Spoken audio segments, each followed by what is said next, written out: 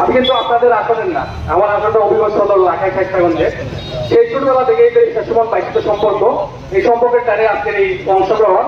আর barrister Suman football একাডেমির উদ্যোগে আজকের এই আয়োজন, এই আয়োজনকে সাধুবাদ জানাতে অংশগ্রহণ করতে আমি এখানে এসেছি। বক্তব্য আসলে সবাই দিতে পারে না, আমিও পারি না। এই যে আমাদের আলোচন ভাই অনেক বিজ্ঞ চেয়ারম্যান, উনি বক্তব্য দিয়েছেন, ফেরুজ ভাই আছেন, আরো যারা আছেন ওনারা বক্তব্য দিবেন। আবার না দিয়ে একটাই যে এই ভালোবাসাটা যেন জীবিত থাকে, এই ভালোবাসাটা যেন কোনো ক্ষতি না হয়, আমি এই আশাবাদটুকু করি। আর শুধু গানম্যান চাই না, আমরা পুলিশ প্রোটোকল চাই, সাথে সাথে এই হুমকিদাতার মুখোশ উন্মোচন চাই।